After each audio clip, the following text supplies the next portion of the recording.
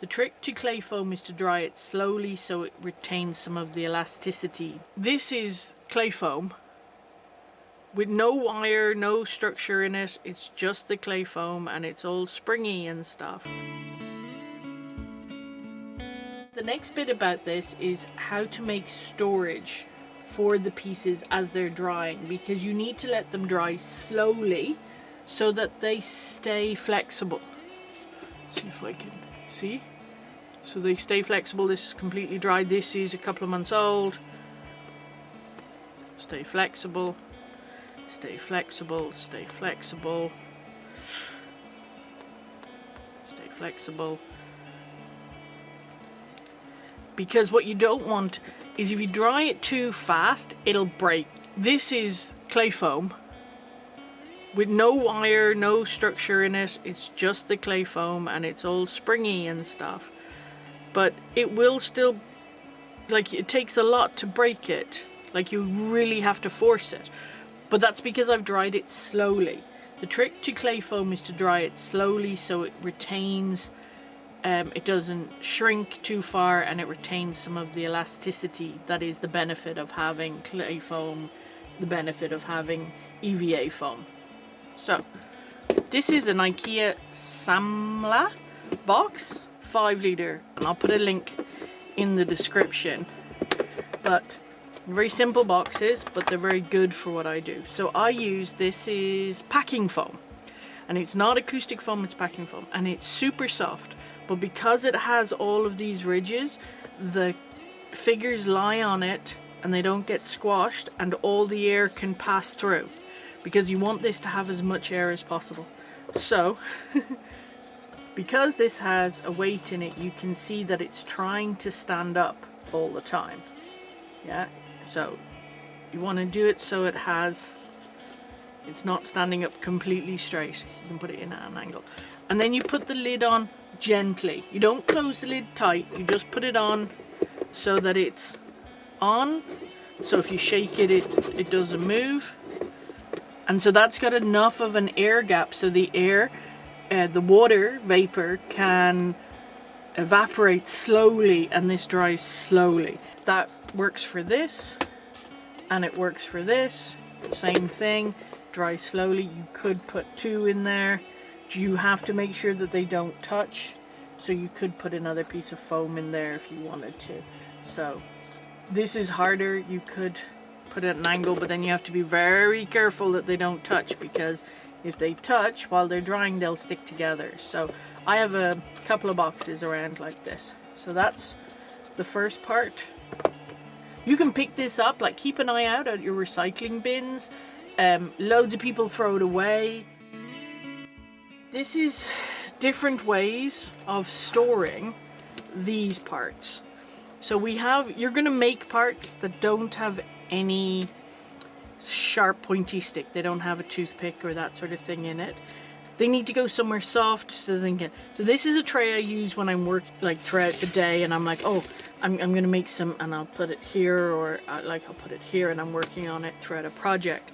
And then what I do is, when it's time to put it all away and dry, this is this upholstery foam. It's super dense. You have 2 types. You have this blue one, which is super dense, or this yellow one, which is dense. I picked these up at the local, like, fabric place for like €2 or €3, couple of bucks each. You only need a piece. Again, the same Samla box. These all go in here like this. Just make sure they don't touch the foam, like this. And then you put the lid on. You put the lid on, again, just gently, so that the moisture can evaporate. But you can put it upside down to dry, so everything dries down. Because sometimes nothing falls over, because sometimes the foam is soft and it will just like burp like this, and you don't want that. So quite often when I'm drying this, I will put it in the box and then I will turn the box upside down like this, and so you can see that all the things they're not falling out, they're not doing anything. So that is one of my storage boxes. So this is something when I'm like at the end of the day, everything's done, I'm like, right, this needs to dry overnight. I put them in here, put them on the shelf. That's how it goes.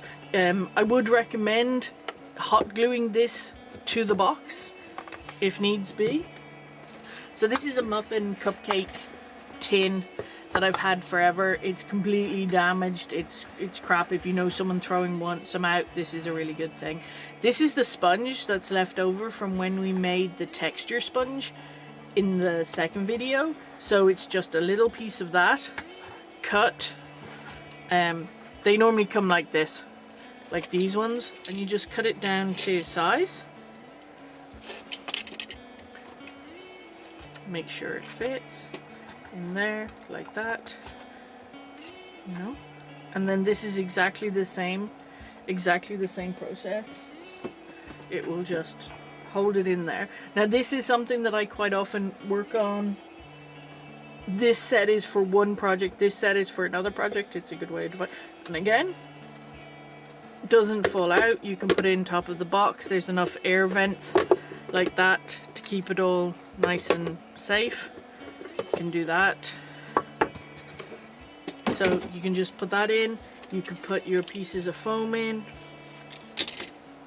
Exactly the same. And these ones definitely would need some hot glue to keep them from coming out, so you can just put them in there. These antlers go together and they're in just little piles, because maybe you do 10 different types and you're like, I don't know what to do now. So this is one option that I do. This is what I use as a project box, basically. So I'm working on something very specific. This can go in like this. I'm like, these are the ears for this, these are the horns for this, you know, so that this all stays together. So maybe I can't get back to this for a few days or a few weeks or whatever, but everything that I've made for this all lives together in one box. Have like that. There you go. Ta-da! An additional extra. So these are just support handles for when you're working on a project and you're like, all right, now I need to put it up there so I can work on something else, so it's out of the way so you can move it around. And so what it is it's a piece of dowel, piece of wood. It can be square. Round is really nice because you can hold on to it. You know, maybe go talk to a local wood place because they might have some offcuts, because you don't need very much, you just need enough to hold on to. And then it is a pallet nut. So this goes into here, and this is so that you can normally screw bolts into it, but we are going to use it with this screw. So this is one of these regular screws with like a 45-degree head on it, and the screw goes through the middle of the pallet nut in order to be kept in, so that the top is completely flat. So when we put the magnet on it, the magnet is holding on to the whole metal. Now you're not going to be chucking these all over the place. Like, you're not going to be moving these around a lot, but depending on the weight of your piece, you know, it's just enough so you can put it out of the way and not worry about knocking it over, that sort of thing. So this isn't necessary, it's just a little additional extra that I use. This is a 10mm drill bit, so that's 3/4 of an inch, I think, drill bit. And then this is a round center finder. Now, I've put the link for this, the file that I made for this, in the description, so you can make your own. I laser cut mine. You can get it from MDF, foam core board, cardboard, PVC board, anything works. You basically just need something so that you can find your center, and it's not necessary to be exactly in the center. You want like the average of your lines. You put a bunch of lines in and you want the average, so my center is about here. Drill in the middle of here. Your drill bit has somewhere to grab onto, and then you're going to drill a hole using your drill bit, you know, a little bit bigger than this, just about this amount down, so that this will sit in it completely flush, and then we screw that in. So I'm going to go drill this, and I will be right back. In here, this goes in like that. Screw this into here.